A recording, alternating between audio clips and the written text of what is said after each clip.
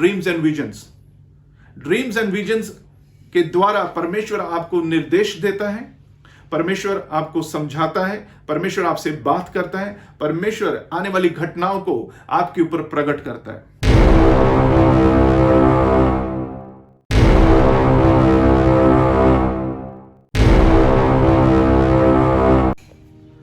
Shalom everyone, मैं हूं apostle Navdeep राही और मैं आप सबका स्वागत करता हूं। एक बार फिर हम मिल रहे हैं प्रभु के मधुर और जलाली नाम में, और मैं आप सबका स्वागत कर रहा हूं जो पहली बार हमें देख रहे हैं। उन सबका मैं प्रभु यीशु मसीह में स्वागत करता हूं। और आज का हमारा विषय जो है, जिसके ऊपर हम बात करने जा रहे हैं, वो है स्वप्न और दर्शन, मतलब ड्रीम्स और विजन्स।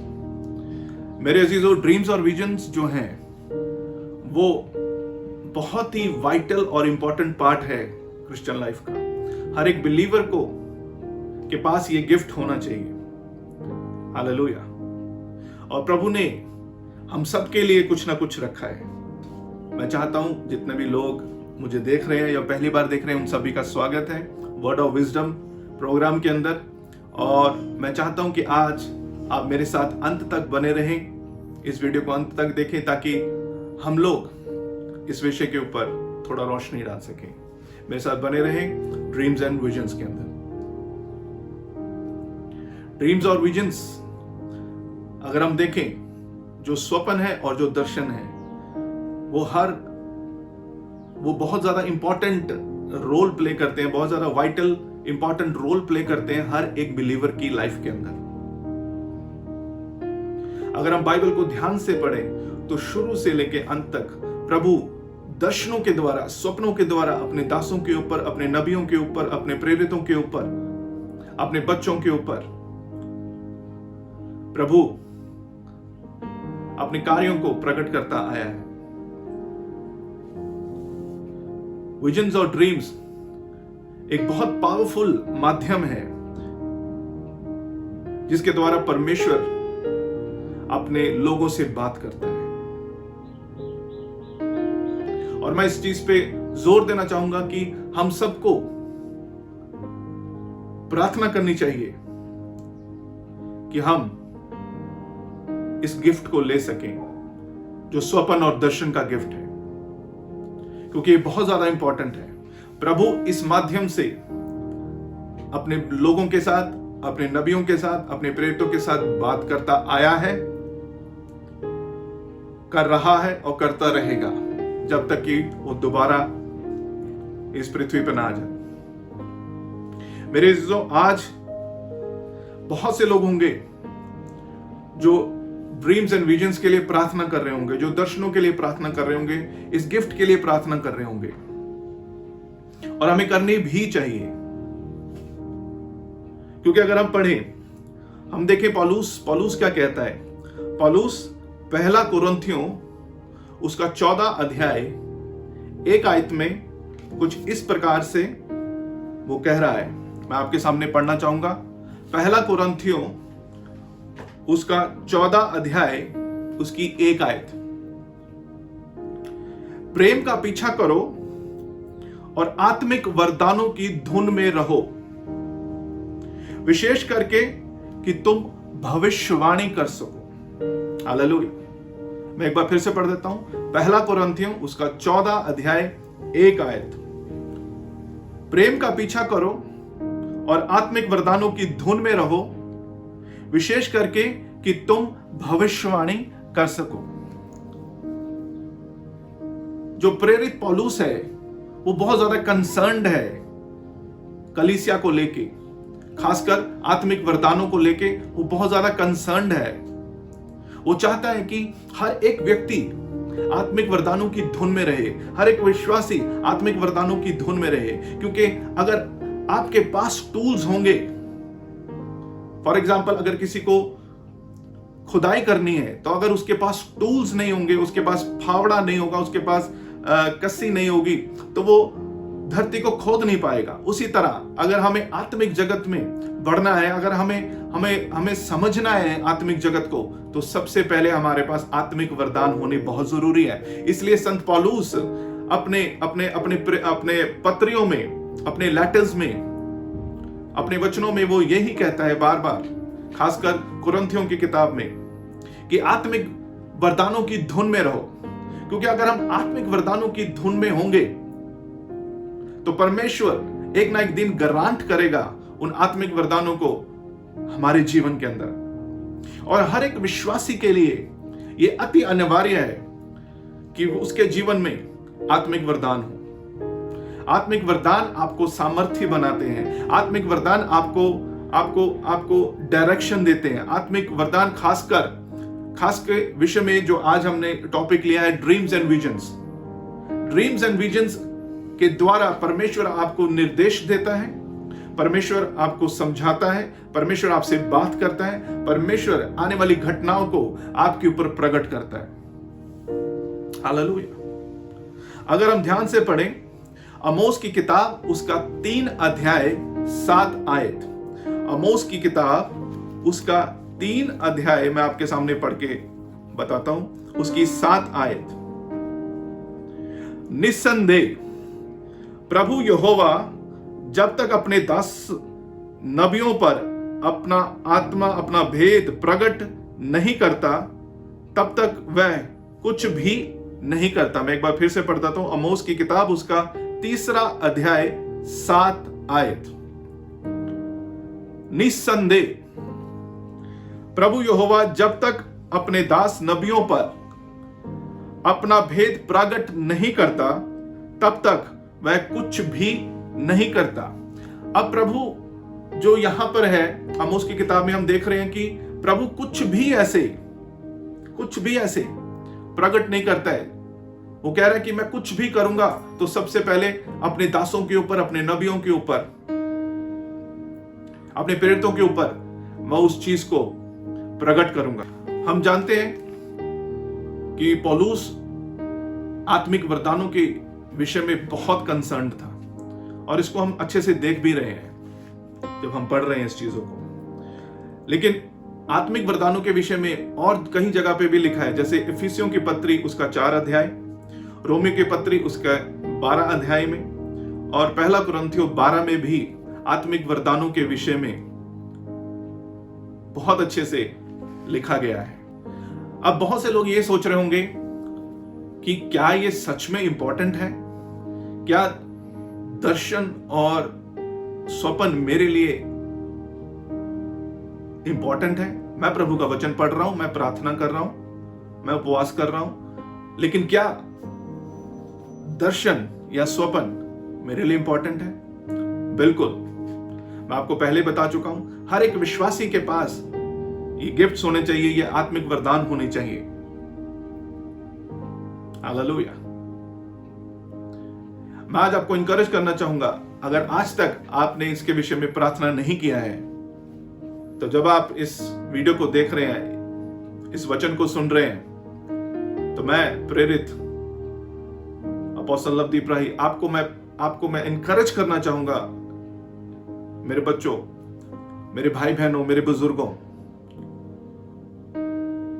जब आप इस वीडियो को देख रहे हैं, आप जरूर इसके लिए फास्टिंग करें और प्रार्थना करें, क्योंकि संत पौलुस भी पहला कुरिन्थियों 14 और उसकी 1 में यही कह रहा है कि आत्मिक वरदानों की धुन में रहो।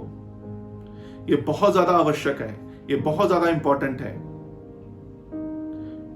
क्योंकि हम चाहते हैं कि प्रभु हमसे बात करे। बहुत लोगों का ये क्वेश्चन होता है कि प्रभु हमसे कैसे बात करता है? वो वचन के द्वारा बात करता है, और सबसे पावरफुल जो माध्यम है वो है ड्रीम्स एंड विजन्स, स्वप्न और दर्शन। हालेलुया। और मैं एक बात आपको और बताना चाहता हूं कि जो स्वप्न और दर्शन है, the dreams and visions are the most powerful level of the prophetic. जो प्रोफेटिक का जो लेवल है, उसमें सबसे पावरफुल ड्रीम्स और विजन्स हैं। कैसे? हम देखते हैं कि पुराने नियम में और नए नियम में भी, और सिर्फ बाइबल के उन दिनों में ही नहीं, आज भी परमेश्वर दर्शनों और स्वप्न के द्वारा हमसे बात करता है। जैसे हमने आमोस की पुस्तक उसका 3 अध्याय 7 आयत में हमने पढ़ा है कि परमेश्वर जब तक कि वो अपने नबियों पे, अपने लोगों पे अपने दास नबियों पे कुछ भी ऐसे प्रकट नहीं करता, जब तक वो प्रकट ना कर दे तब तक वो कुछ करता नहीं है। तो इसका मतलब क्या है कि dreams and visions are the most powerful level of the prophetic. जो लोग प्रोफेटिक में बढ़ना चाहते हैं, जो लोग भविष्यवाणी की, भविष्यवक्ता की सेवकाई में बढ़ना चाहते हैं, dreams and visions are the most powerful thing you can ever have. Hallelujah. तो वो लोग इस चीज के लिए प्रार्थना करें, स्वप्न और दर्शनों के लिए वो लोग प्रार्थना करें। और दूसरा सवाल शायद आपका ये हो सकता है, बहुत से लोग ये सोच रहे होंगे, क्या ये सबके लिए है? क्या सभी लोग दर्शन को देख सकते हैं, या किसी चुनिंदा लोगों के लिए ये गिफ्ट है? तो मेरे अजीजों, मैं आपको बताना चाहता हूं, प्रभु ने जोएल नबी की पुस्तक उसका 2 अध्याय 28 आयत में और प्रेरितों के काम में भी हम पढ़ सकते हैं कि अपना आत्मा परमेश्वर ने सबों पे उड़ेला। क्या आपकी बाइबल में जब आप पढ़ते हैं तो ये लिखा हुआ है कि वो चुने हुए लोगों के ऊपर उड़ेला, या कोई स्पेशल कैटेगरी थी जिनके ऊपर उड़ेला? नहीं मेरे अजीजों, मेरे बच्चों, मेरे बुजुर्गों, आज आप मेरी आवाज को सुन रहे हैं, मैं आपको बताना चाहता हूं ये सबके लिए है। हालेलुया, ये सबके लिए है। जोएल नबी की पुस्तक उसका 2 अध्याय 28 आयत में जब आप पढ़ते हैं, या प्रेरितों के काम में जब आप पढ़ते हैं, तो आप ये देखेंगे कि वहां पर परमेश्वर ने अपना आत्मा सभी के ऊपर उड़ेला है। अंत के दिनों में मैं अपना पवित्र आत्मा हर रूहे बश्र पे उड़ेलूंगा और वो भविष्यवाणियां करेंगी, और तुम्हारे नौजवान दर्शन देखेंगे, तुम्हारे पूर्ण स्वप्न देखेंगे। हालेलुया। तो ये बहुत इंपॉर्टेंट है कि हम वचन को समझें। मेरे लोग मेरे वचन की जानकारी ना होने के कारण नाश हुए जा रहे हैं। मेरे अजीजों, मेरे बच्चों, मेरे बुजुर्गों, मेरे भाई बहनों, ये सबके लिए है। बशर्त है कि क्या हम एक डिसिप्लिन लाइफ जी रहे हैं, क्या हम एक डिसिप्लिन लाइफ जी रहे हैं। अब आप बोलेंगे कि डिसिप्लिन लाइफ क्या है? डिसिप्लिन, स्पिरिचुअल डिसिप्लिन में रहना बहुत जरूरी है। आत्मिक डिसिप्लिन में रहना बहुत जरूरी है। और ये आत्मिक डिसिप्लिन क्या है? आत्मिक डिसिप्लिन जो मैं समझता हूं वो है, आपका जो लाइफ है वो बिल्कुल क्लियर होना चाहिए। आपको एक होली लाइफ जीनी है जो वचन के अनुसार है, जो जैसा प्रभु का वचन चाहता है, जैसा प्रभु चाहता है, जैसे प्रभु का आत्मा चाहता है, हमें वैसा ही जीवन जीना है, बिना किसी चुगली के, फरेब के, धोखे के, गंदगी के। हमें इन चीजों से छुटकारा पाना है और एक धर्मी जीवन जीना है, या प्रभु की धार्मिकता को लिए हुए हमें फिरना है। और दूसरा है प्रार्थना, निरंतर प्रार्थना में लगे रहें। कुछ लोग हैं जो एक हफ्ता प्रार्थना करते हैं, उसके बाद वो ढीले पड़ जाते हैं, वो हाथ खड़े कर देते हैं। प्रभु का वचन कहता है जो हल पे हाथ रख के पीछे देखता है वो मेरे योग्य नहीं है। मेरे अजीजों, मेरे बच्चों, हमेशा याद रखें, अगर आपने हल पे हाथ रखा है तो पीछे ना देखें। स्पिरिचुअल डिसिप्लिन में आना हर एक विश्वासी के लिए अनिवार्य है।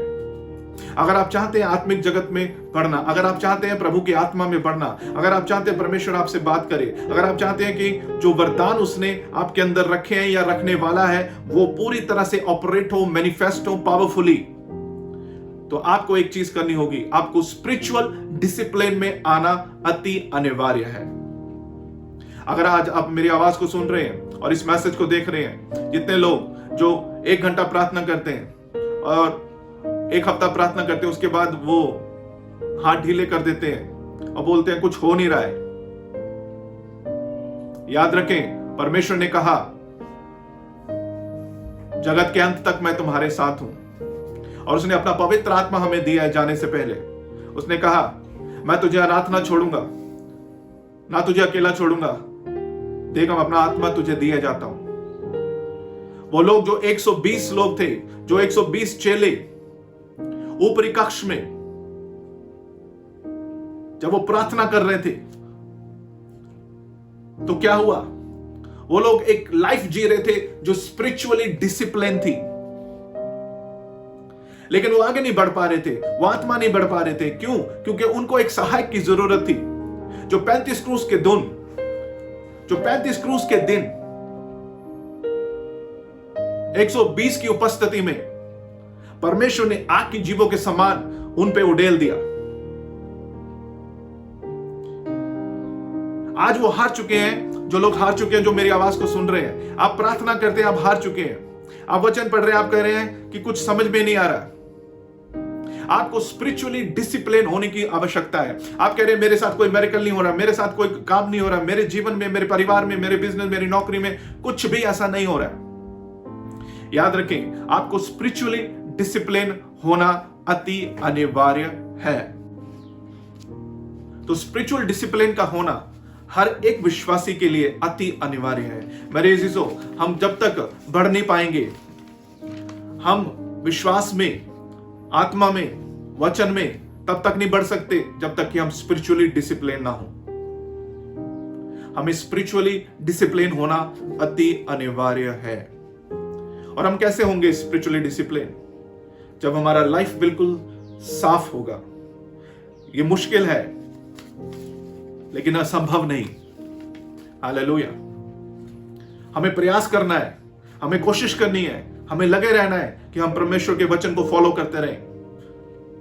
बहुत बारी हम गिरेंगे, बहुत बारी आप लोग चूकेंगे, लेकिन हमें लगे रहना है, हमें हार नहीं माननी, हमें हाथ नहीं खड़े करने, हमें घुटने नहीं टेकने, क्योंकि प्रभु का वचन कहता है जो जिस चीज से हार जाता है उसका दास बन जाता है। तो हमें पाप का दास नहीं बनना, हमें गुनाहों का, अधर्मों का दास नहीं बनना है। हमें यीशु मसीह की ओर देखना है, क्योंकि प्रभु का वचन कहता है जितनों ने उसकी ओर देखा, भजन संहिता में लिखा है, उन्होंने रोशनी को पाया और उन्होंने कभी भी शर्मिंदगी को चखा नहीं है। हालेलुया। और मैं आज आपको इनकरेज करना चाहूंगा, अपनी लाइफ को आप प्योर रखें। दूसरा, प्रार्थना निरंतर प्रार्थना में बने रहें, निरंतर प्रार्थना में बने रहें। दूसरा, तीसरा है उपवास, प्रार्थना और साफ जीवन। और चौथा है worshipping God and God alone. Hallelujah. चौथा जो सबसे ज्यादा महत्वपूर्ण है वो है आराधना करना, परस्तिश करना, प्रभु को महिमा देना। यह अति अनिवार्य है। मेरे अजीजों, आराधना में है छुटकारा, आराधना में है चंगाई। तो आराधना को हम लोग मिस कर देते हैं, हम लोग वर्शिप को मिस कर देते हैं। ये 4 एस्पेक्ट जो मैं समझ पाया हूं कि हमें आत्मिक जगत में बना के रखते हैं। ये 4 एस्पेक्ट है जो हमें आत्मिक जगत में बढ़ाते हैं। सबसे पहला, हमारा जीवन बिल्कुल क्लेंस होना चाहिए। We should have a holy life, हमें पवित्र जीवन जीना है। दूसरा, प्रेयर, हमें निरंतर प्रार्थना में बने रहना है। तीसरा, उपवास प्रार्थना प्रभु को पास लेके आती है। और चौथा है वर्शिपिंग गॉड अलोन। और सिर्फ जो सारा आदर महिमा जलाल है वो आराधना के द्वारा, स्तुति के द्वारा परमेश्वर को मिलना चाहिए। Hallelujah, praise the Lord. आज मैं आपको इनकरेज करना चाहूंगा कि आप लोग, जो लोग मेरी आवाज को सुन रहे हैं, इस वीडियो को देख रहे हैं, मैं आपको इनकरेज करना चाहूंगा, अगर आज आप इन एस्पेक्ट को अपनी लाइफ में मिस कर रहे हैं, इन 4 चीजों को अगर आपने नहीं किया है, या इनमें से 1 कर रहे हैं, या 3 नहीं कर रहे, या 3 कर रहे हैं, 1 नहीं कर रहे, हमें सब करना है। हालेलुया। हमें पवित्र जीवन भी जीना है प्रभु के वचन के अनुसार, हमें प्रार्थना भी करना है, हमें उपवास भी करना है, फास्टिंग भी करना है, और हमें आराधना भी करना है। हालेलुया। और प्रभु के वचन को थामे रहे, प्रभु के वचन को पकड़े रहे। हालेलुया। क्योंकि इन सब के साथ हमें प्रभु के वचन को भी फॉलो करना है, और प्रभु के वचन को भी पढ़ना अति अनिवार्य है। बहुत से लोग बाइबल को ऐसे करते हैं। नो, उसको सिलसिलेवार जो आपने शुरू किया है, फॉर एग्जाम्पल अगर आपने यशाया की पुस्तक को शुरू किया है तो step by step 1 chapter, 2 chapter, 3 chapter, 4 chapter ऐसे पढ़े। जो लोग बाइबल को ऐसे खोलते हैं और वो पढ़ते हैं, वो रॉन्ग है, ये बिब्लिकल नहीं है, ये आत्मिक नहीं है, ये चीज गलत है। तो आज मैं आपको इनकरेज करना चाहूंगा। और आत्मिक वरदानों के सबसे इनका एक ये तो ऊपर आधार है, सॉरी ऊपर एक वो चीज है, लेकिन इनके नीचे जो बेस है, जो इनका आधार है, वो है आत्मिक फल। आत्मिक फलों के बगैर हम आत्मिक वरदानों को अपनी लाइफ में स्टे नहीं करवा सकते हैं। तो मैं चाहूंगा कि मैं आपके सामने पढ़ूं गलातियों की पुस्तक, उसका 5 अध्याय 22 और 23 आयत। गलातियों की पुस्तक उसका 5 अध्याय 22 और 23 आयत में कुछ यूं लिखा है, परंतु पवित्र आत्मा का फल प्रेम, आनंद, शांति, धीरज, दया, भलाई, विश्वास, योग्यता, नम्रता और संयम है। ऐसे कामों के विरुद्ध कोई व्यवस्था नहीं है। हालेलुया। मैं आपको इनकरेज करना चाहूंगा मेरे अजीजों, जो लोग आत्मिक वरदानों में बढ़ना चाहते हैं या आत्मिक वरदानों को पाना चाहते हैं, मैं आपको आज इनकरेज करना चाहूंगा कि सबसे पहले अपनी लाइफ को परमेश्वर के साथ करेक्ट करें। अपनी लाइफ को करेक्ट करें, आत्मिक फलों को पहले अपने जीवन में लेके आए और फिर परमेश्वर से आत्मिक वरदानों को मांगे।